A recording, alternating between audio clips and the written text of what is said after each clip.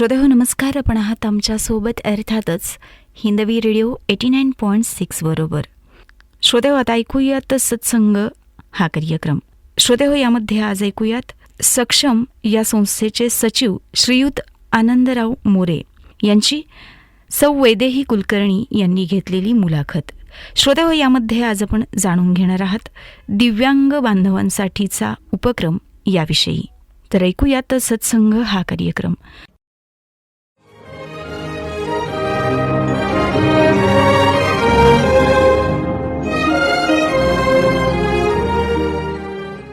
श्रोता नमस्कार. सत्संग या मालिकेमध्ये आपल्या सर्वांचं स्वागत. संघ शताब्दी वर्षाच्या निमित्तानं आपण संघाचे विविध आयाम, संघाची कार्यपद्धती याविषयी विविध मान्यवरांकडून जाणून घेत आहोत.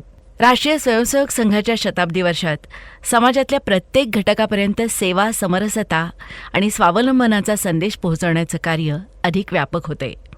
या विचाराचंच मूर्त रूप म्हणजे सक्षम, अर्थात दिव्यांग बांधवांमध्ये क्षमता, आत्मविश्वास आणि स्वाभिमान जागवणारी एक सेवायात्रा. समाजात दिव्यांग व्यक्तींकडे सहानुभूतीनं नव्हे तर समानतेच्या आणि सन्मानाच्या दृष्टीनं पाहिलं जावं, त्यांना स्वावलंबी आणि सक्षम बनवावं यासाठी अनेक संस्था कार्यरत आहेत. अशाच संस्थांपैकी एक म्हणजे सक्षम, अर्थात समदृष्टी क्षमता विकास आणि अनुसंधान मंडळ. दिव्यांग बांधवांच्या सर्वांगीण विकासासाठी, त्यांच्या शिक्षण, रोजगार, पुनर्वसन आणि सामाजिक समावेशनासाठी सक्षम सातत्यानं कार्यरत आहे. आज आपण सक्षम सातारा शाखेचे सचिव माननीय आनंदराव मोरे यांच्याशी संवाद साधणार आहोत. त्यांच्या माध्यमातून आपण आज सक्षमच्या कार्याची ओळख करून घेऊया. त्याचबरोबर दिव्यांग क्षेत्रातली आव्हानं आणि संधी जाणून घेणार आहोत आणि समाजाचा या कार्यात कसा सहभाग असावा यासंबंधी चर्चा करणार आहोत. मोरेसाहेब नमस्कार. नमस्कार. सत्संग या मालिकेमध्ये आपलं मनापासून स्वागत आहे. धन्यवाद. सुरुवातीलाच एक प्रश्न की सक्षम या देशपातळीवरच्या संस्थेची स्थापना कधी झाली आणि याच्या स्थापनेमागची मूलभूत प्रेरणा काय होती? सक्षम ही एक संघप्रणीत संस्था आहे, सेवाभावी संस्था आहे आणि सन 2008मध्ये नागपूर येथे या संस्थेची स्थापना झाली. मुळात सक्षम स्थापन होण्यापूर्वी माधव नेत्रपेढी या नावानं संघाचा एक नेत्रदानाच्या अनुषंगिक एक उपक्रम सुरू होता आणि या माधव नेत्रपेढीचं पुढं जाऊन या सक्षम या देशपातळीवर काम करणाऱ्या सेवाभावी संस्थेमध्ये त्याचं रूपांतरण झालेलं आहे. तर 2008मध्ये सुरुवात झालेल्या संस्थेला जवळजवळ आज आपण 18 वर्ष आपण त्याचं म्हणूया आणि या 18 वर्षाच्या या मोठ्या कालावधीमध्ये देशभरामधल्या जवळजवळ 350 जिल्ह्यामध्ये सक्षमचं कार्यक्षेत्र अगदी चांगल्या पद्धतीनं देशपातळीवर सक्षमचं काम सुरू आहे. आता सक्षम ही आपण म्हटल्याप्रमाणे ही दिव्यांगांसाठी काम करते. मुळात याच्यापूर्वी आपल्याला फक्त एक 3-4 प्रकारातलेच दिव्यांग प्रकार माहिती होते, परंतु आता शासन दरबारी वेगवेगळ्या 21 प्रकारची दिव्यांगत्व शासनाने रेकग्नाइज केलेली आहेत आणि अशा सर्व दिव्यांग प्रकारातील व्यक्तींसाठी काम करणारी ही एकमेव संस्था अशी आहे की जी सर्व प्रकारच्या दिव्यांगांसाठी काम करते. अच्छा. सक्षम हे एक वेगळं नाव आहे, म्हणजे त्याचं मगाशी आपण म्हटलं की समदृष्टी क्षमता विकास असं त्याचं पूर्ण रूप आहे. तर या नावामागची संकल्पना काय आहे नेमकी? आपण असं म्हणतो की नावात काय आहे, परंतु नावातच सर्व असतं. मुळात ज्यांच्या प्रेरणेने ही संस्था सुरू झाली त्या सर्व संस्थापक पदाधिकाऱ्यांनी सक्षमचं नाव निश्चित करताना त्याचं नावच त्याचे उद्दिष्ट प्रतीत होईल अशा पद्धतीनं त्याची रचना केलेली आहे. आपण सांगितलं की सक्षम म्हणजे अद्याक्षरानं बनलेलं एक हे आपण शॉर्ट फॉर्म म्हणू त्याचं सक्षम, स क्ष आणि म. तर स म्हणजे समदृष्टी. आता समदृष्टीचा विचार करताना आपण सेवाभावी संस्था आहे, परंतु ज्या क्षेत्रांशी ज्या व्यक्तींशी संबंधित ही संस्था काम करते तर याची गरज काय आहे, तर मुळात आपल्याला समरूपतेचं उदाहरण पाहिलं तर मानवी शरीर हे समरूपतेचं एक उत्कृष्ट उदाहरण आहे. आणि या समरूपतेच्या मध्ये कुठं व्यंग आहे, कुठं कमतरता आहे, तर त्याला आपण सुरुवातीच्या कालावधीमध्ये अपंगत्व असं संबोधत होतो. आता त्याला पुढे जाऊन आपण त्याला दिव्यांगजन असं संबोधत आहोत. तर ह्याच्यामध्ये ती समरूपता असमरूपतेच्या दृष्टीनं ज्यावेळेला दिसते त्यावेळेला तिथं उणीव, कमतरता, असमर्थता या गोष्टी प्रतीत होतात आणि मग त्या व्यक्तीकडं बघण्याचा समाजाचा दृष्टिकोन एक वेगळा होतो. तर असं असलं तरी जो जीव ईश्वर प्रेरणेनं जन्माला आलेला आहे तो सक्षम असेल अक्षम असेल, तो दोन्हीही तेवढ्याच महत्त्वाचे आहेत. आणि अशा पद्धतीनं त्याही व्यक्तींना समाजामध्ये तेवढाच मानसन्मान मिळावा, त्यांनाही चांगल्या पद्धतीनं सन्मानानं जगण्याचा हक्क आहे, ही जाणीव समाजामध्ये निर्माण व्हावी आणि ती एक समान पातळीवरची असावी. या अर्थानं समदृष्टी असा शब्द वापरलेला आहे. एक निकोप दृष्टिकोन समाजामध्ये निर्माण व्हावा, हे सक्षमचं पहिलं उद्दिष्ट आहे. आता आपण क्ष म्हणतो, तर हा क्षमता विकास, क्ष म्हणजे क्षमता विकास. आता आपण जस्ट आत्ता चर्चा केली की दिव्यांग म्हटलं की काहीतरी कमी आहे, उणीव आहे. तर जरी असं असलं तरी ईश्वरानं एक गोष्ट काढून घेतली असती तरी दुसऱ्या कोणत्या तरी गोष्टीनं त्याची भरपाई केलेली असते.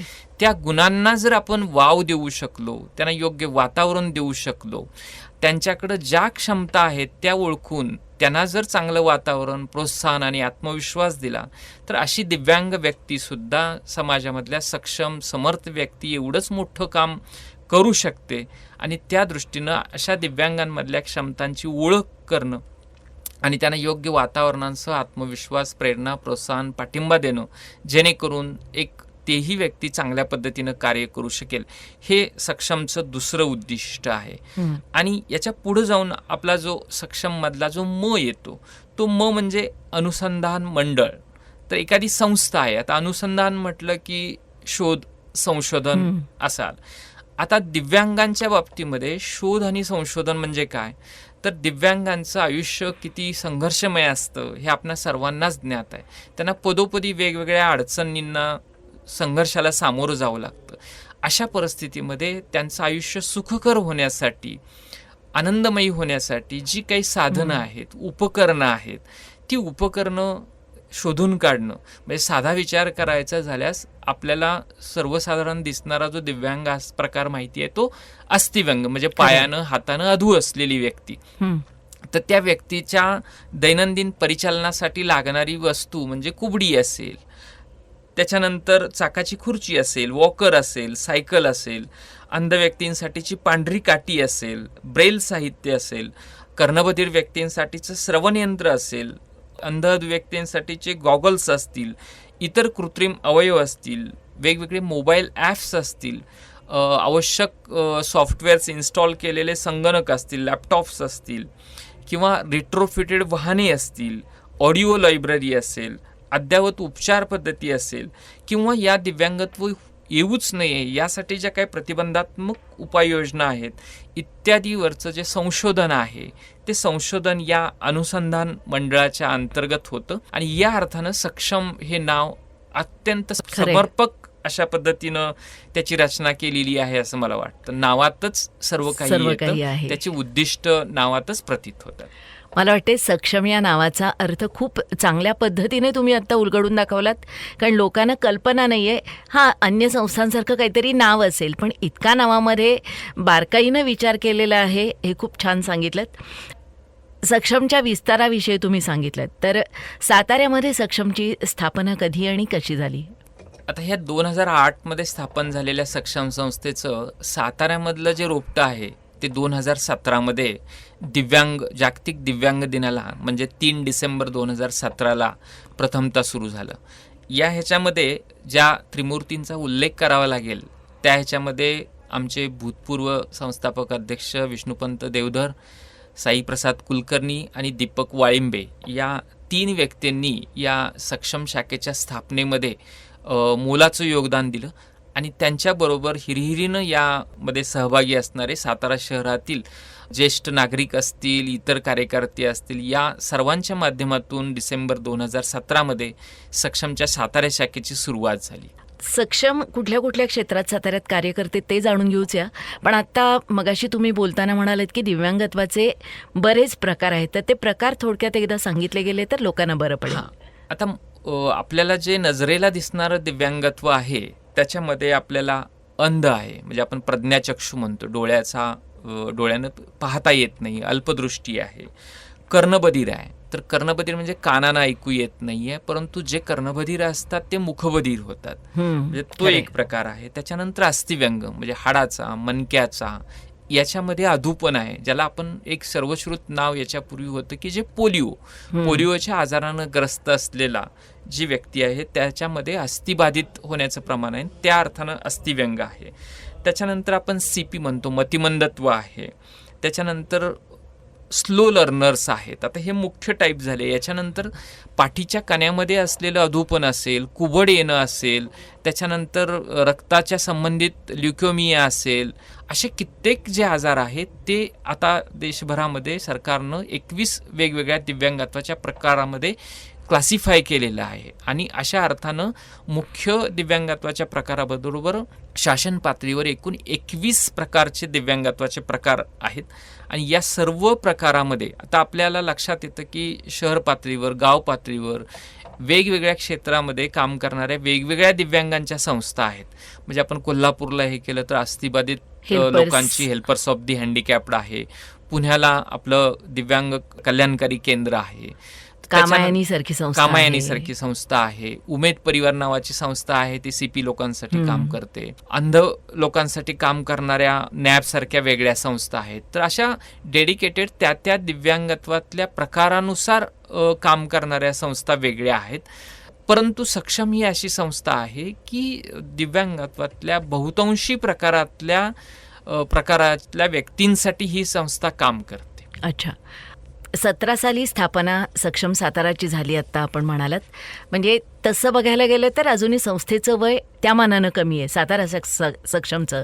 मग या कालावधीमध्ये सातारा सक्षमनं कुठल्या कुठल्या क्षेत्रामध्ये काम केलं आत्तापर्यंत? आता एक 9 वर्षापासून आपण सातारा शहरामध्ये सक्षमचा कार्यविस्तार होतोय.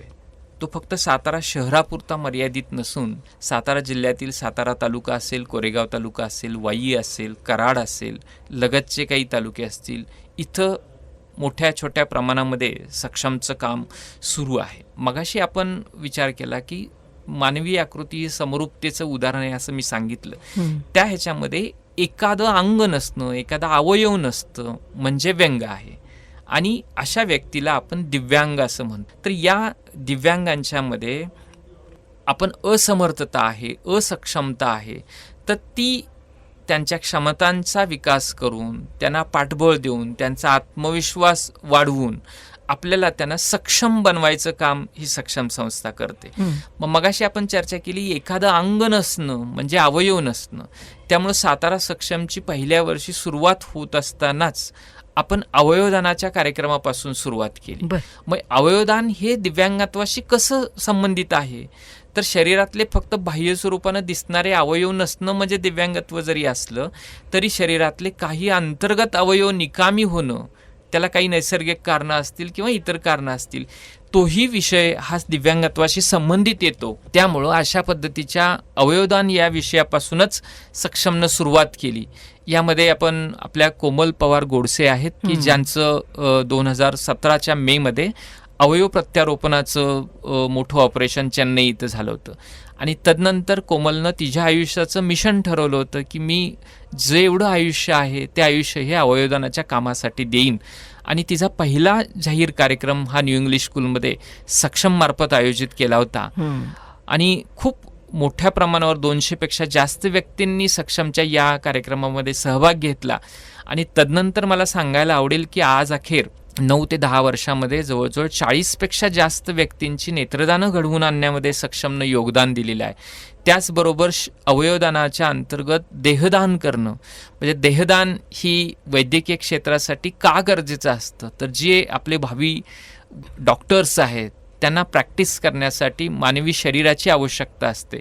आणि मग वैद्यकीय महाविद्यालयामध्ये अशा पद्धतीचं शरीर, मृत शरीर हे आवश्यक असतं. एक शरीर साधारणतः मानवी शरीर 2 वर्षासाठी त्या विद्यार्थ्यांना वापरता येतं. आणि या अर्थानं आपल्या प्रत्येकाच्या धार्मिक संकल्पनेनुसार प्रत्येक शरीराचं नंतर स्वरूप कुणी त्याचं दहन करतं, कुणी दफन करतं, अजून वेगळ्या पद्धतीनं त्या शरीराची विल्हेवाट लावली जाते. परंतु असं हे शरीर आपलं मृत्यूनंतर सुद्धा कुठल्या सकारात्मक चांगल्या कामासाठी वापरात यावं, या अर्थानं समाजामध्ये एक जागृती निर्माण व्हावी, यासाठीही सक्षमनं अगदी ठळकपणे प्रयत्न केलेले आहेत. आणि त्याचा परिपाक म्हणून जवळजवळ 10 पेक्षा जास्त देहदानं ही सक्षमच्या माध्यमातून घडून आलेली आहेत. आणि हे एक या क्षेत्रातलं भरीव सक्षमचं काम आहे. आणि त्या कामांच्याबद्दल वेळोवेळी समाजातून सक्षमचं कौतुकही केलेलं आहे. आता या कामांच्या व्यतिरिक्त दिव्यांग हिताचे जे कार्यक्रम आहेत, आता सक्षम संस्था ही इतर संस्थांसारखीच तिच्या एका उद्दिष्टावर काम करते. खरं. सक्षमचंही स्वतःचं एक कॅलेंडर असल्यासारखं आहे कार्यक्रमाचं. त्या ह्याच्यामध्ये योगायोगानं 2च दिवसापूर्वी सक्षमचा वर्धापन दिन हा 20 जूनला संपन्न झालेला आहे. आणि आमचा सक्षम साताराचा वर्धापन हा 3 डिसेंबरला असतो.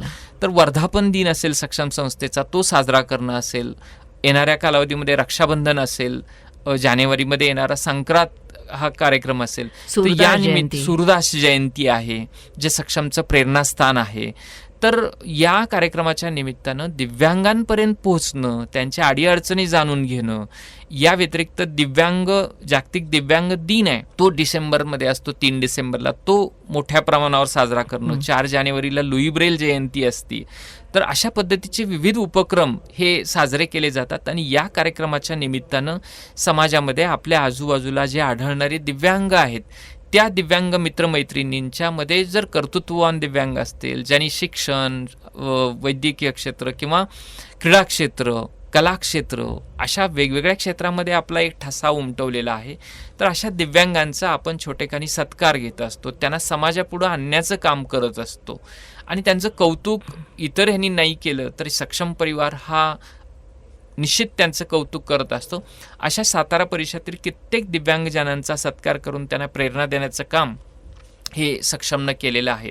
आपल्या साताऱ्याचीच एक मनाली शेळके नावाची मुलगी आहे, जिनं पॅराऑलिम्पिकमध्ये एक मेडल मिळालं होतं. तर तिचा आवर्जून आपण तिच्या आणि तिच्या आईवडिलांनी प्रशिक्षकांसह पाठक हॉल येथे आपण तिचा सत्कार केल्याचं मला आठवते.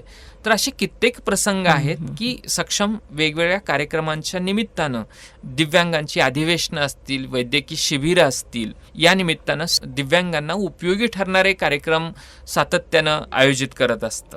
मला वाटते क्षेत्रभेट पण त्याच्यामध्ये आलेली होती. यामध्ये दिव्यांगांचं काम सुरू करत असताना हे क्षेत्र सेवा क्षेत्रामध्ये मोडतं आणि खूप अवघड असं क्षेत्र आहे. या क्षेत्रामध्ये कार्यकर्ते मिळणं दुरापास्त असतं. मग अशा ह्याच्यामध्ये कार्यकर्ते जोडण्यासाठी सक्षमनं सातारा परिसरातील वेगवेगळ्या दिव्यांग शिक्षण पुनर्वसन क्षेत्रात काम करणाऱ्या ज्या संस्था आहेत, त्या संस्थांमध्ये सक्षमच्या पदाधिकाऱ्यांच्या भेटी आयोजित केल्या होत्या. आमच्या सक्षमच्या पदाधिकाऱ्यांनी हेल्पर्स ऑफ द हँडिकॅप्डला भेट दिलेली आहे, सांगलीची मिरजची नॅपची शाळा आहे तिथं भेट दिलेली आहे, पाचवडची आपुलकी असेल, आमच्या संस्थेबरोबर कायम काम करणारी आनंद परिवार असेल, आनंद बन असेल, भावेश भाटियांचं महाबळेश्वर येथील निर्मिती केंद्र असेल, उत्पादन केंद्र असेल, अशा कित्येक संस्थांना, अपंग कल्याणकारी संस्था असेल, अशा कार्यकर्त्यांच्या भेटी आयोजित करण्यामागचा आमचा हेतू आहे की दिव्यांग क्षेत्राविषयी त्यांना चांगली माहिती मिळावी, दिव्यांग क्षेत्रामध्ये शिक्षणाचं पुनर्वसनाचं काम कशा पद्धतीने चालतं आणि या अर्थानं पदाधिकाऱ्यांचं प्रशिक्षण थेट कार्यक्षेत्रावर व्हावं, त्यांच्यामधील कार्यकर्ता अजून चांगला तयार व्हावा, यासाठी आपण क्षेत्रभेटींचंही आयोजन केलेलं आहे.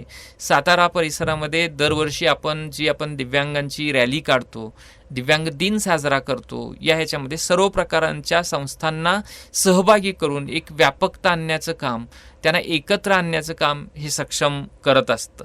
याच्या व्यतिरिक्त दिव्यांगांची अधिवेशनं घेत असताना दिव्यांगांना तर एकत्र आणतोच, परंतु दिव्यांग हिताचं शिक्षण पुनर्वसनाचं काम करणाऱ्या ज्या संस्था आहेत, त्या संस्थांनाही एकाच प्लॅटफॉर्मवर आणण्याचं काम हे सक्षमनं केलेलं आहे. नुकतंच त्यांना काम केलेलं नाही आहे, तर सक्षमनं अशा संस्थांना आर्थिक मदत करण्याचं काम ही केलेलं आहे.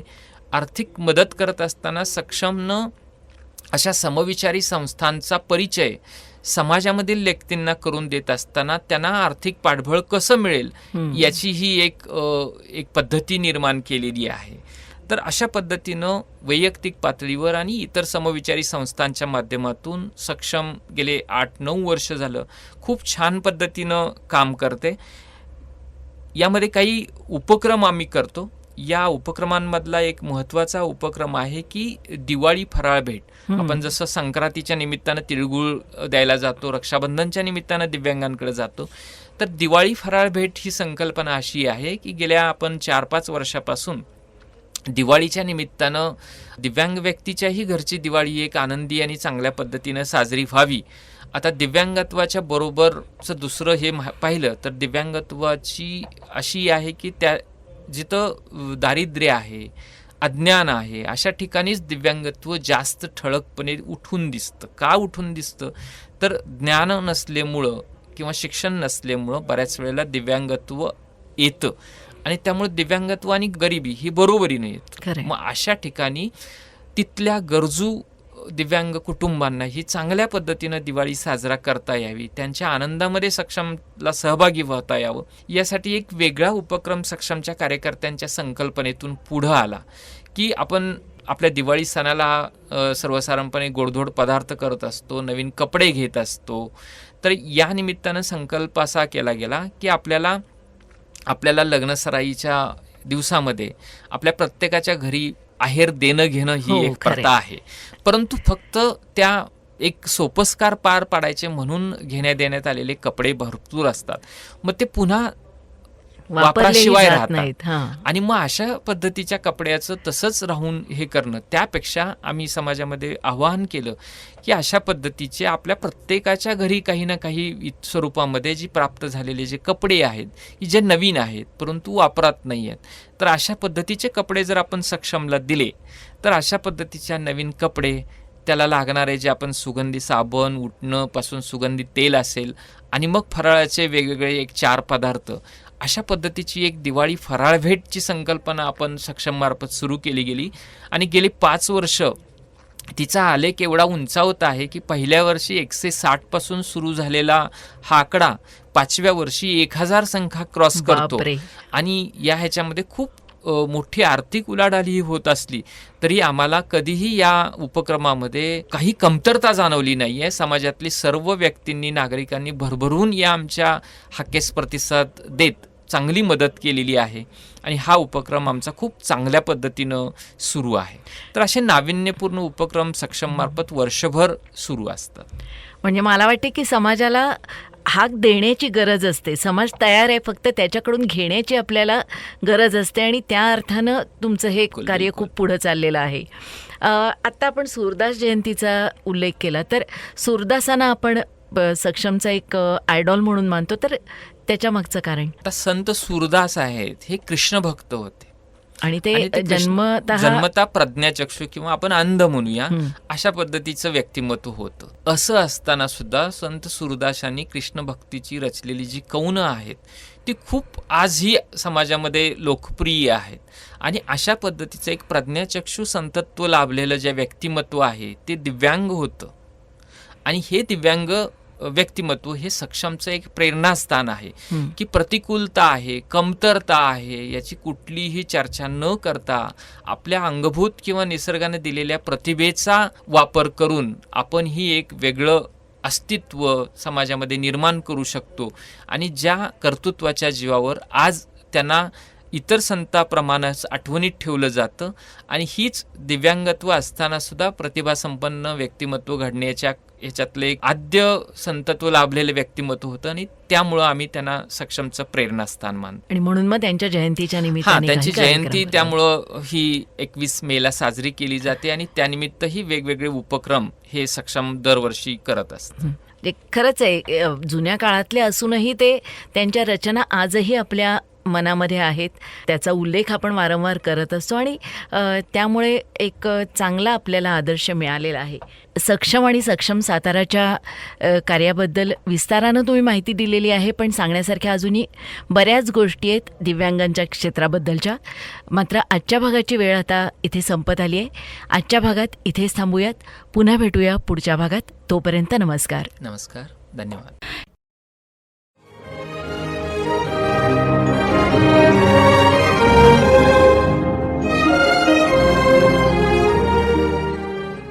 श्रोता, आत्ताच आपण आनंद घेतलात सत्संग या कार्यक्रमाचा.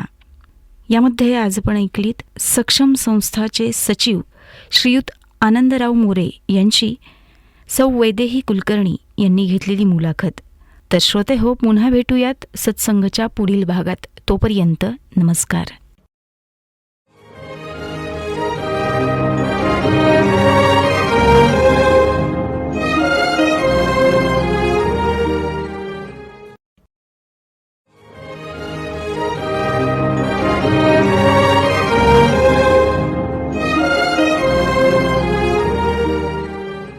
श्रोते हो, नमस्कार. आपण आहात आमच्यासोबत अर्थातच हिंदवी रेडिओ 89.6 बरोबर. श्रोते हो, आता ऐकूयात सत्संग हा कार्यक्रम. श्रोते हो, यामध्ये आज ऐकूयात सक्षम या संस्थेचे सचिव श्रीयुत आनंदराव मोरे यांची सौ वैदेही कुलकर्णी यांनी घेतलेली मुलाखत. श्रोते हो, यामध्ये आज आपण जाणून घेणार आहात दिव्यांग बांधवांसाठीचा उपक्रम याविषयी. तर ऐकूयात सत्संग हा कार्यक्रम.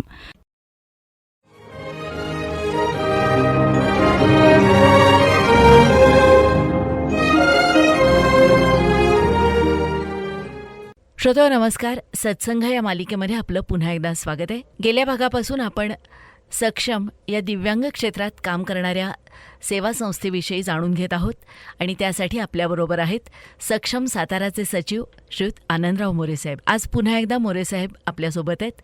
नमस्कार मोरेसाहेब. नमस्कार. कार्यक्रमामध्ये तुमचं पुन्हा एकदा स्वागत आहे. धन्यवाद. गेल्या भागामध्ये आपण सक्षमची स्थापना, त्याचबरोबर सक्षम साताराची स्थापना आणि सक्षमचे उपक्रम याविषयी जाणून घेत होतो.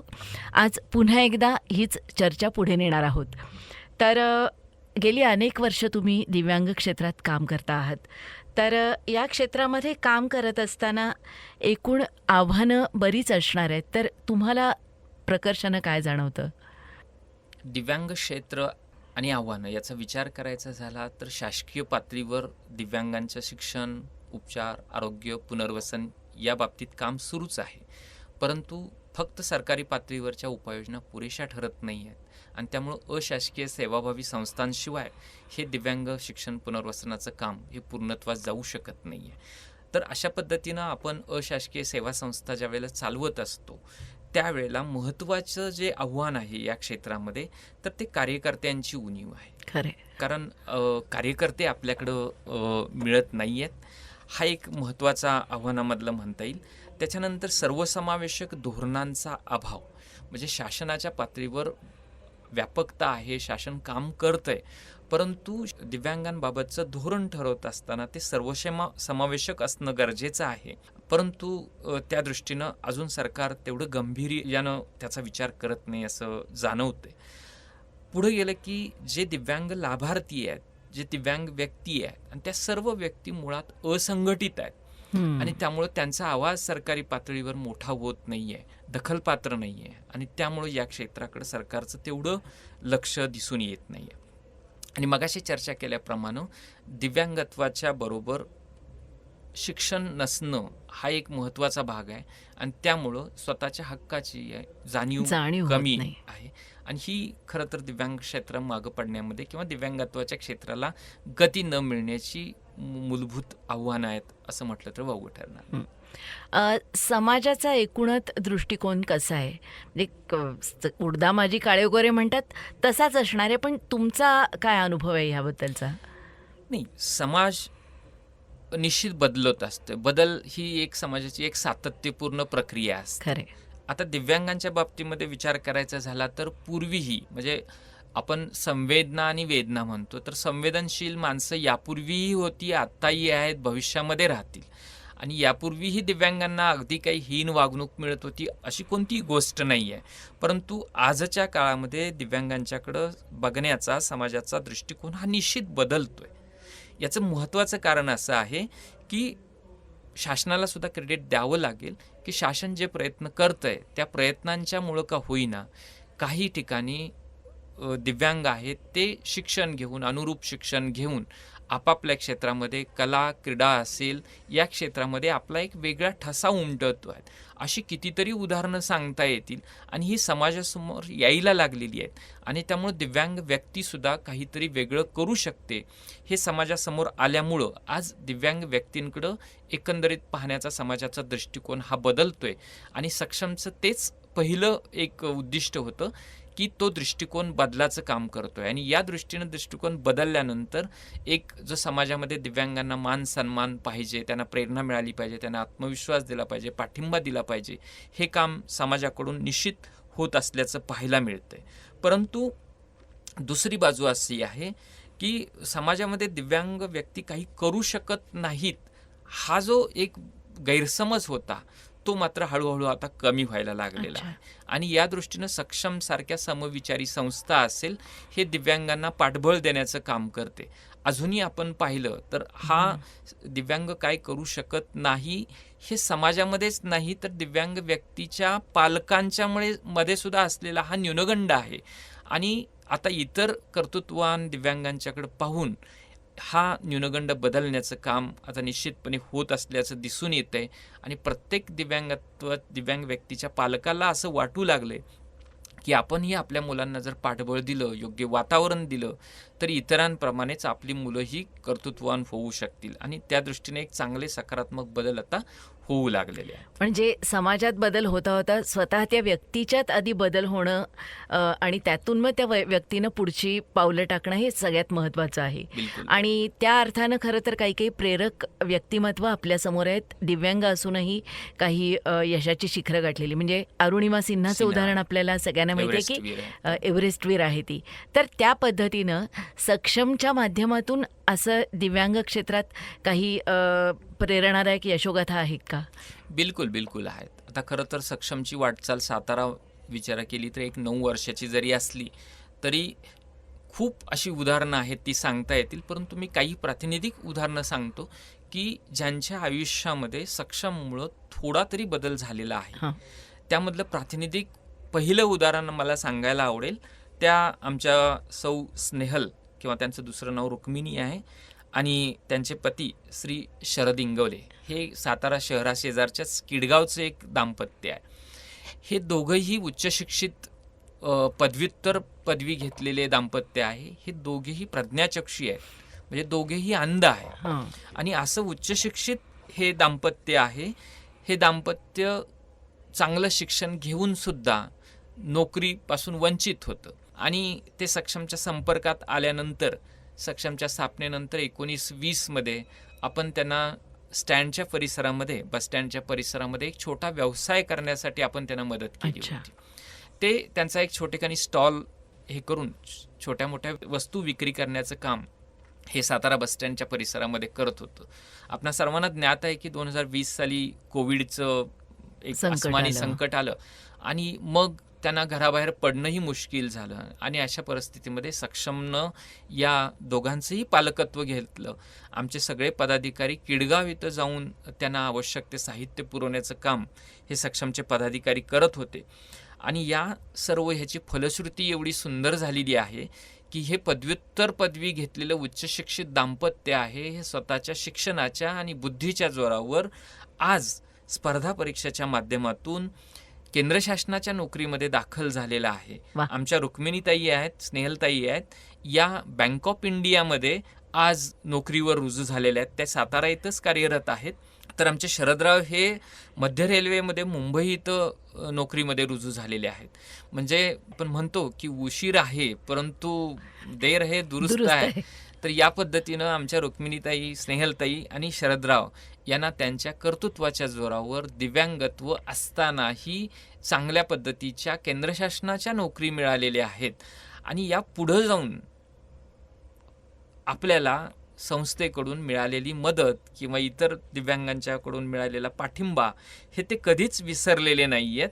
त्यांच्या दोघांच्या नोकरीनंतर सक्षमला आपल्या पहिल्या पगारातून जी काही आवश्यक आहे ती आर्थिक मदत परतावा म्हणून आठवणीनं सक्षमच्या कार्याला दिलेली आहे. ही सक्षमच्या कार्याची खूप मोठी पोचपावती आहे असं म्हणायला काही हरकत नाही. आणि या अशा पद्धतीच्या दिव्यांगत्वातल्या यशस्वी दिव्यांगांच्यामुळं आम्हाला पुढं अजून काम करायला प्रेरणा मिळते. याच्यासारखंच अजून एक उदाहरण आहे की सक्षम सातारा म्हणून जरी काम करत असलं तरी सक्षमनं जिल्ह्याच्या किंवा तालुक्याच्या हद्दीचा कधी विचार केला नाही आहे. सक्षमचं कार्य ज्या वेगानं पसरत होतं त्यामधून आम्हाला जिल्ह्याबाहेरच्या काही व्यक्तींकडून त्यांना मदतीबाबत संपर्क साधण्यात आला होता. यामध्ये सांगली जिल्ह्यातील शिराळा तालुक्यातील, शिराळा हा दुर्गम कोकणाच्या घाटमाथ्यावर असणारा एक तालुका आहे आणि येथील जयेश मोंढे नावाच्या एका व्यक्तीनं आम्हाला मदतीसाठीचं आव्हान केलं. आता ह्या जयेशची कथा थोडीशी वेगळी आहे की मुंबईमध्ये सर्व बालपण गेलेला हा जयेश 12वीच्या दरम्यान गावाकडे येतो आणि छोट्याशा आजारपणानिमित्त रुग्णालयात दाखल झाल्यानंतर कमरेपासूनचं खालचं अधूपण येतं एका शस्त्रक्रियेच्या दरम्यान आणि तो कायमचा अधू होऊन जातो. त्याचं दिव्यांगत्व एवढं गंभीर होतं की 4 भिंतीच्या पलीकडं त्याचं आयुष्य राहत नाही आहे. आड्याकडं बघतच त्याला दिवस कंठत होते आणि अशा परिस्थितीमध्ये मुंबईला काम करणारे त्याचे वडील एक दिवस काही कार्यक्रमानिमित्त गावी आले असताना संकट काय असतात तर त्यांचाही अपघात होतो आणि अपघातामध्ये वडील जातात. अच्छा. म्हणजे स्वतःला आलेलं दिव्यांगत्व, त्याबरोबर वडिलांचं झालेलं निधन, 2 मोठ्या बहिणींची झालेली लग्न, यामुळं जी उणीपुरी शेती आहे ती शेती करायला आईवरच सगळी जबाबदारी पडली. अशा परिस्थितीतलं हे कुटुंब, अशा परिस्थितीत तो जयेश खूप खचून गेला होता. परंतु कुठून तरी प्रेरणा मिळत असते. नावातच ज्याच्या जय पण आहे आणि यश पण आहे असा ज्यावेळेला जयेश आमच्या सक्षमच्या सानिध्यात आला त्यापूर्वी तो कोविडच्या कालावधीमध्ये त्याच्याकडे असलेल्या मोबाईलवर छोट्या प्रमाणामध्ये ग्राफिक डिझायनिंगचं काम करत असल्याचं लक्षात आलं आणि मग आम्ही जयेशच्या बाबतीमध्ये असा विचार केला की आपण जयेशला काय मदत करू शकतो. मग जयेशला आमच्या सक्षमचे जे कार्यकर्ते आहेत डॉक्टर कुंभार सर यांनी लगेच होकार दिला की मला संगणक द्यायचा आहे, लॅपटॉप द्यायचा आहे आणि मग त्या लॅपटॉपवर ग्राफिक डिझायनिंगला आवश्यक असणारी सॉफ्टवेअर्स इन्स्टॉल करून आम्ही जयेशला त्याच्या घरी जाऊन हा लॅपटॉप दिला आणि आज जयेशचं काम सुरू झालेलं आहे. एका अर्थानं तो स्वयंपूर्ण झाला. जयेश घरामध्येच जरी राहून काम करत असला तरी जे सक्षमचे हितचिंतक आहेत त्यांच्या माध्यमातून, इतर लोकांच्या सानिध्यातून, सक्षमच्या माध्यमातून त्याला घरीच काम मिळत असतं. आणि मला आवडेल की आमच्या सक्षमच्या सर्व कार्यक्रमाच्या ज्या कार्यक्रम पत्रिका आहेत ज्या डिजिटल स्वरूपामध्ये तयार करतात, हा डिजिटल बॅनर किंवा कार्यक्रम पत्रिका तयार करण्याचं काम हा जयेश करतो आणि आज स्वतःच्या उपचारासाठी लागणारा, कुटुंबाच्या साठी लागणारा खर्च हा त्याच्या स्वयंव्यवसायातून हा जयेश भागवतोय आणि त्या दृष्टीनं अजून एक कुटुंब स्वयंपूर्ण करण्यामध्ये सक्षमला योगदान देता आलं याचा आम्हाला सर्व सक्षमच्या पदाधिकाऱ्यांना अभिमान आहे. अजून एक व्यक्तिमत्व असंच आहे की जे सोलापूर जिल्ह्यातील मंगळवेढ्याजवळचं एक गाव आहे आणि तिथला अतुल देशमुख नावाचा एक पदवीधर आहे. अंध आहे तो दोन्ही डोळ्यानं अंध आहे आणि त्यालाही अशा पद्धतीनं सक्षम आपल्याला काय मदत करू शकतं का या अर्थानं मागणी केल्यानंतर या अतुलबद्दल मला सांगायला आवडेल की हा अतुल MA झालेला आहे, तोही डिस्टिंक्शनमध्ये. MA नंतर म्हणजे आपण म्हणतो की सगळं आहे परंतु काही करता येत नाही आहे, परंतु अतुलचं एक अतुलनीय काम किंवा कामगिरी सांगायची झाली तर अतुल हा MA झालेला आहे, MPhil पूर्ण केलेला आहे. बऱ्याच जणांना एक जी हर्डल आहे, अडथळ्याची शर्यत आहे प्राध्यापक होण्यासाठीची, जी नेटसेटची परीक्षा आहे, या दोन्हीही परीक्षा चांगल्या गुणानं अतुलनं पास केलेल्या आहेत. परंतु अजूनही ही नेटसेटची परीक्षा MA MPhil करून सुद्धा आमच्या अतुलला अजूनही प्राध्यापक होण्याचं त्याचं स्वप्न पूर्ण करता आलेलं नाही आहे. सध्या अतुल हा PhD करतोय आणि ते PhD करत असताना त्याला लागणारं जे लॅपटॉप आहे, त्याला लागणारे अंध व्यक्तींना लॅपटॉप हाताळता येण्यासाठीची जी ऑडिओ सॉफ्टवेअर्स आहेत, त्याला लागणारे जे सिलॅबस आहेत, हे करण्यासाठी 50,000 एवढ्या रकमेचं भांडवल असलेली मदत ही सक्षम सातारामार्फत अतुलला अशाच एका कार्यक्रमामध्ये केलेली आहे आणि अतुलची काही दिवसातच PhD त्याला मिळेल आणि त्याच्या नोकरीसाठी सुद्धा सक्षम कायदेशीररित्या प्रयत्न करते. आम्हाला आशा आहे की लवकरच अतुलला ही चांगल्या पद्धतीची नोकरी मिळेल आणि अजून एक सक्षमचा आमचा तारा झळकेल याची मला निश्चित खात्री आहे. अशी कितीतरी व्यक्तिमत्व आहेत. आमचे कराडचे सक्षमचे कार्यकर्ते आहेत प्राध्यापक देशमुख सर, यांचा मुलगा आहे अवधूत देशमुख, जो कर्णबधीर आहे आणि जो मूकबधीर आहे. तर या अवधूत देशमुखनं प्रचलित पद्धतीतल्या कुठल्याही शाळेमध्ये न जाता 3D प्रिंटिंग टेक्नॉलॉजीचं अद्ययावत ज्ञान संपन्न करून आज स्वतःच्या 2 कंपन्या स्थापन करण्याचा मान या अवधूतनं मिळवलेला आहे. तर असंही अतुलनीय काम करणारं व्यक्तिमत्व आपल्या आसपास आहे. अशी कितीतरी उदाहरणं सांगता येतील. छोट्या मोठ्या प्रमाणामध्ये दिव्यांग व्यक्तींना किंवा दिव्यांग व्यक्तीच्या कुटुंबियांना आर्थिकदृष्ट्या स्वयंपूर्ण करण्यामध्ये सक्षम अग्रेसर असतं. परंतु हे सर्व करत असताना समाजामधल्या हितचिंतकांच्या शिवाय, देणगीदारांच्या शिवाय सक्षमचं हे कार्य अपुरं आहे. आणि हे सर्व सक्षमची 9 वर्षाची वाटचाल सर्व सातारकरांच्या दिलदारपणामुळं शक्य झालेली आहे, हे आवर्जून मला इथं नमूद करावं असं वाटतं. मला वाटतं आत्ता तुम्ही ज्या यशोगाथा सांगितल्या त्या नॉर्मल माणसांना सुद्धा कुठेतरी कॉम्प्लेक्स मनात निर्माण करतील अशा आहेत. कारण सगळं आहे तरीसुद्धा करण्याची इच्छाशक्ती नाही म्हणून बऱ्याच गोष्टी केल्या जात नाहीत. हो. आणि काही नसताना त्यातून शून्यातून विश्वनिर्मिती असंच या सगळ्या यशोगाथांच्याकडे बघितलं तर म्हणावं लागेल. इतकं सगळं असलं, इतकं बघितलं, इतकं वाचलं तरीसुद्धा अजूनही समाजात काही गैरसमज आहेतच दिव्यांगत्वाविषयी, एकूण या सगळ्याविषयी. तर त्याच्याबद्दल काय सांगता येईल? दिव्यांगत्व कुणीही मागून घेत नाही. खरंय, एक तर ते निसर्गतः जन्मतः येतं किंवा एक अपघाताने येतं. घात येतं. त्यामुळं दिव्यांगत्व कुणी आनंदानं स्वीकारत नाही आहे. ज्या घरी दिव्यांग मूल आहे, आता दिव्यांगतातल्या 21 प्रकारामधला सर्वात गंभीर जो आहे तो सेरेब्रल पाल्सी आपण म्हणू, मतिमंदत्व किंवा भविकलांगत्व. तर हे ज्याच्या घरी अशा पद्धतीचं दिव्यांग मूल आहे, तर त्या आईवडिलांची अवस्था पाहिल्यानंतर आपल्याला लक्षात येईल की ते किती गंभीर स्वरूपाचं आहे. खरंय. परंतु दैवी रचनाच अशी असते की जरी ते दिव्यांगत्व मूल त्या घरी जन्माला आलं असलं तरी त्या पालकांची क्षमता आहे म्हणूनच देवानं अशी मुलं त्या व्यक्तींच्या पदरी जन्माला घातलेली आहेत. खात्री आहे की हे पालक आहेत, हे आईवडील आहेत, हे त्याचं खूप चांगल्या पद्धतीनं संगोपन करतील, त्याला आवश्यक त्याचा चांगला सांभाळ करतील.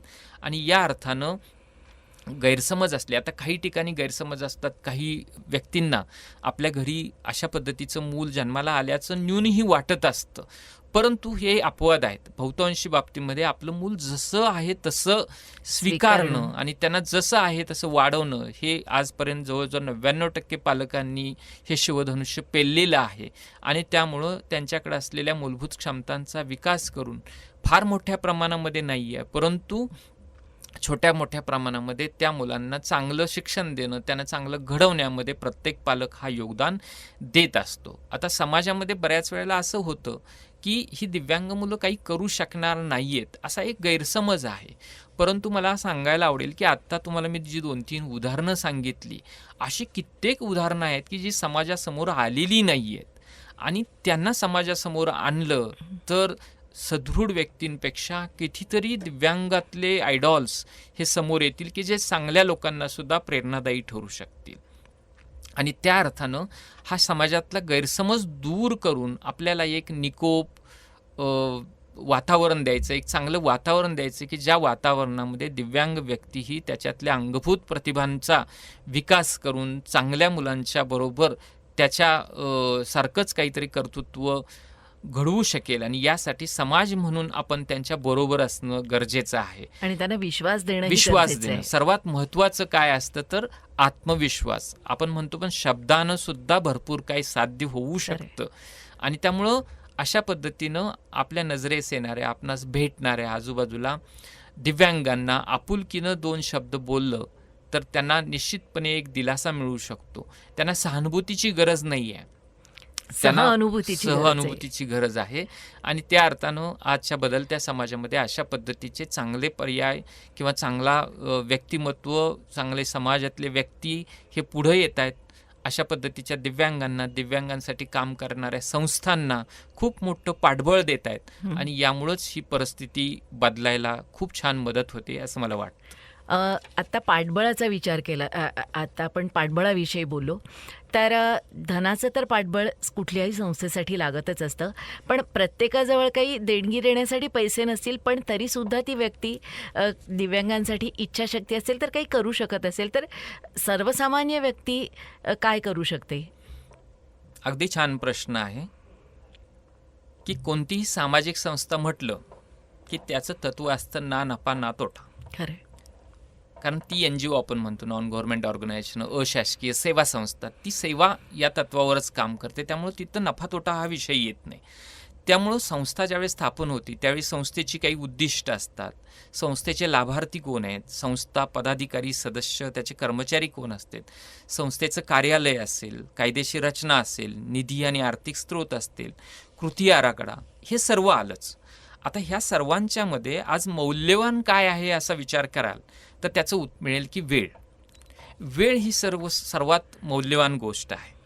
आणि मग संस्था म्हटलं की या संस्थेला जो वेळ देऊ शकतो तो सर्वात महत्त्वाचा कार्यकर्ता आहे. आणि मग जो वेळ देऊ शकतो तो नागरिक सक्षमला जोडला जाऊ शकतो. आता आम्हाला फक्त वेळच पाहिजे का?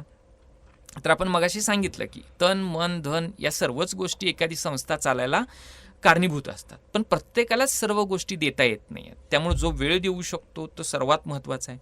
त्याच्या पुढं जाऊन काही आर्थिक योगदान देऊ शकतो. आता तुमचंच उदाहरण घ्यायचं झालं तर ताई, आपण आमच्या सक्षमच्या कार्यक्रमामध्ये सूत्रसंचालनाचं काम करता. ही एक प्रकारची सेवाच आहे. त्यामुळे तुमचा वेळ आणि तुमच्यातली असलेली कला या दोन्ही गोष्टी तुम्ही सक्षमला देतात. त्यामुळं नागरिकांनी काय करावं तर करण्यासारख्या गोष्टी भरपूर आहेत, फक्त इच्छाशक्ती पाहिजे. आता याचं अजून सांगायचं झालं तर सक्षमच्या कार्यालयासाठी, उपक्रमासाठी कुणाकडे जागा आहे ती जागा देऊ शकतात, आर्थिक किंवा वस्तू स्वरूपामध्ये मदत करू शकतात. विशिष्ट कार्यक्रमासाठी आपण दिवाळी फराळ भेट योजना म्हटलं तर त्याच्यासाठी वाहनसेवा उपलब्ध करून देऊ शकतात. कार्यालयीन कामामध्ये कुणी काही वेळेचं योगदान देऊ शकतं, ऑफिस कार्यालयात मदत करू शकतं. डॉक्टर्स असतील, वकील असतील, ते वैद्यकीय सेवा देऊ शकतात, कायदेशीर सल्ला देऊ शकतात. आता आमचे मकरंद चौगुले सर आहेत, हे आमचे ऑनररी लेखापाल आहेत, तर यांचा उल्लेख करणं आवर्जून मला आवडेल. कारण गेल्या 9 वर्षाच्या आमच्या वाटचालीमध्ये सक्षम, सातारा आणि पारदर्शकता हे जे काय हे आहे त्यामध्ये आमच्या कोषाध्यक्षा बोकील मॅडम आणि आमचे मकरंद चौगुले सर ही 2 नावं महत्त्वाची आहेत. कारण समाजामध्ये पारदर्शकता किती महत्त्वाची आहे, प्रामाणिकपणा किती महत्त्वाचा आहे, याच्यावरच तुमची संस्था पुढं कशी चालणार आहे हे अवलंबून असतं. दिलेल्या पैशाचा योग्य विनियोजन. त्यामुळे त्या ट्रस्टीशिपचं दायित्व आपल्याकडं येतं आणि त्यामुळं सक्षमच्या वाटचालीमध्ये या लोकांचा खूप मोठा एक सहभाग आहे. तर अशा कित्येक पद्धतीनं आता युवकांच्या बद्दल आपण जर विचारलं तर आमच्या सक्षमच्या कित्येक कार्यक्रमामध्ये युवक हे स्वयंसेवक म्हणून सहभागी झालेले आहेत. आमच्या कार्यक्रमामध्ये व्हीलचेअरवरनं येणारे लोक आहेत, कितीतरी ठिकाणी त्यांना मदतीची आवश्यकता भासते. तर मला आवडेल की कित्येक स्थानिक महाविद्यालयाची मुलं स्वयंप्रेरणेनं आमच्या याच्यामध्ये व्हॉलंटियर्स म्हणून काम करतात. आमच्या या दिव्यांग सहकाऱ्यांना खुर्चीसह उचलून व्यासपीठावर नेणं, त्यांना मदत करणं, त्यांना जेवताना, इतर शौचालयाला जाताना प्रत्येक ठिकाणी मदत करतात. तर ह्या नवीन पिढीमध्ये सुद्धा हे सामाजिक भान आहे. मला आनंद परिवार संस्थेबद्दल झालेली एक घटना आठवते की साताऱ्यामधल्या काही महाविद्यालयातली मुलं आता आपला वाढदिवस आमच्या दिव्यांगांच्या संस्थांमध्ये येऊन साजरा करतात. ही बाब आवर्जून नमूद करावीशी वाटते.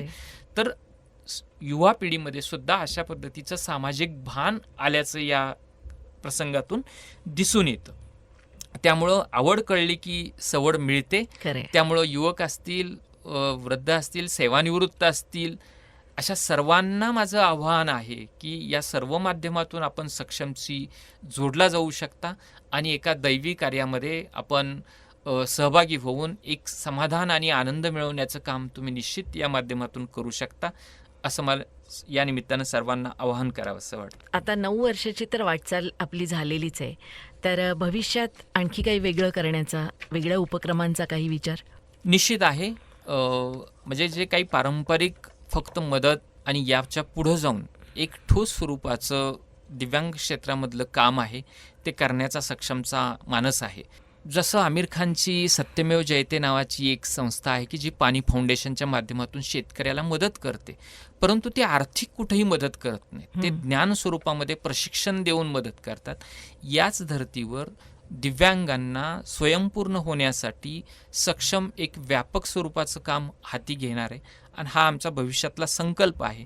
एक चांगलं दिव्यांग सेवा केंद्र हे जिल्ह्याच्या ठिकाणी स्थापन करण्याचा आमचा मानस आहे. इतर सर्व समाजातल्या चांगल्या लोकांच्या मदतीतून हेही आमचं स्वप्न नजीकच्या कालावधीतील पूर्ण होईल अशी मला निश्चित खात्री आहे.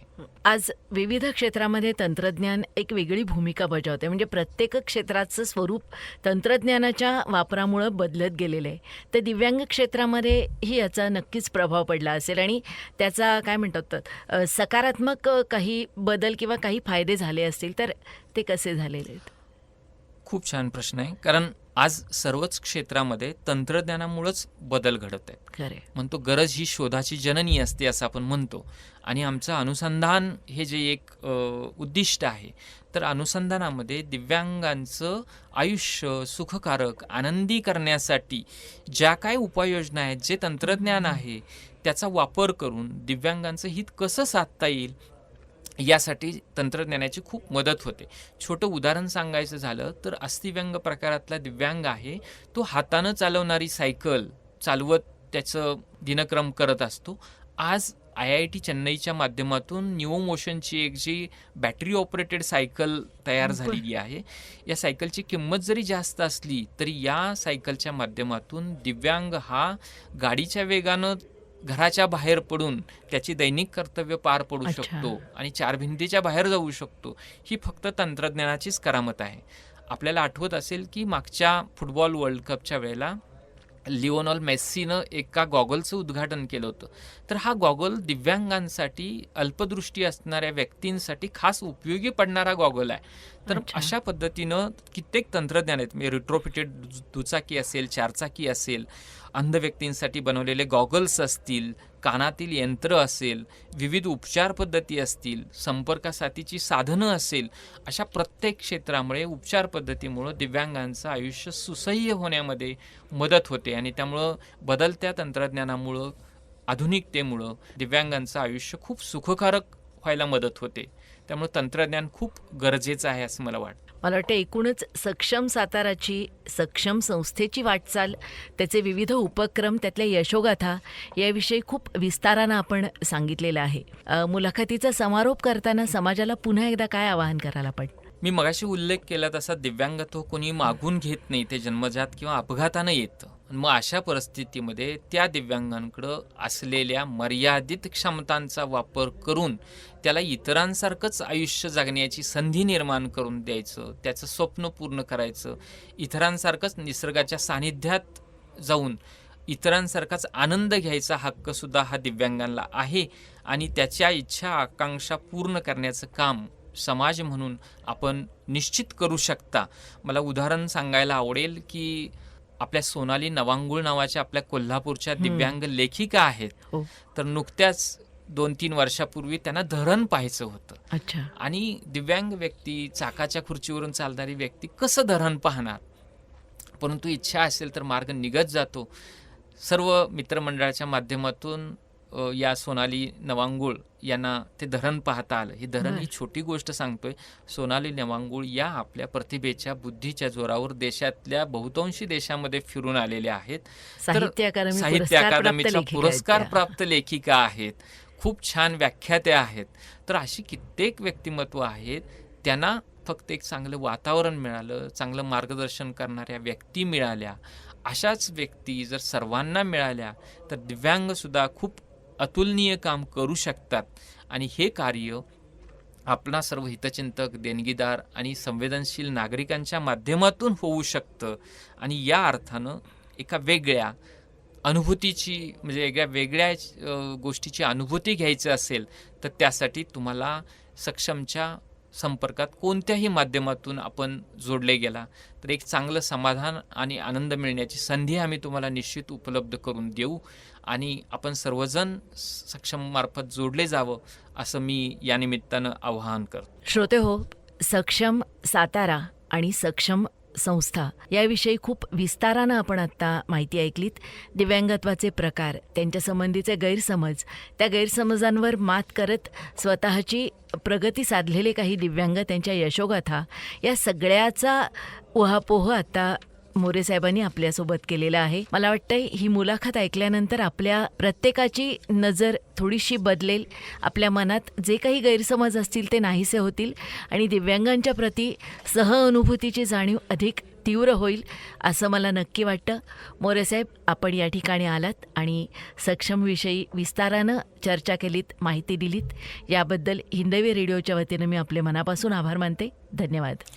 धन्यवाद. फक्त या मुलाखतीचा समारोप करण्यापूर्वी मला हिंदवी रेडिओ आणि त्यांच्या सर्व पदाधिकाऱ्यांचेही आभार मानायचे आहे. कारण अशा पद्धतीच्या एका वेगळ्या कामाला एक चांगला प्लॅटफॉर्म मिळवून देण्याचं त्यांनी काम केलेलं आहे. आणि याबरोबरच सक्षमचं हे 9 वर्षापासून सुरू असलेलं काम आहे, हे आमच्या मेहनती कार्यकर्त्यांच्या शिवाय होऊ शकलं नसतो. त्यामुळं सगळ्याच आमच्या, काही लोकांचं मी जरी इथं नाव घेऊ शकलो नसलो तरीसुद्धा सक्षमचा प्रत्येक पदाधिकारी हा तेवढाच मोलाचा आहे, महत्त्वाचा आहे. याबरोबरच सक्षमच्या वाटचालीमध्ये महत्त्वाचं योगदान असणारे आमचे सर्व हितचिंतक आणि देणगीदार आणि आमचे लाभार्थी दिव्यांग मित्र यांच्याशिवाय या सेवेला महत्त्व नाही. कारण सेवा द्यायला तयार असाल तरी सेवा घेणारे व्यक्ती असल्याशिवाय हे कार्य पूर्ण होऊ शकत नाही. त्यामुळे या मुलाखतीच्या शेवटास पुन्हा एकदा मी सर्व सक्षम पदाधिकारी आणि सर्व आमच्या हितचिंतकांना धन्यवाद देतो. धन्यवाद.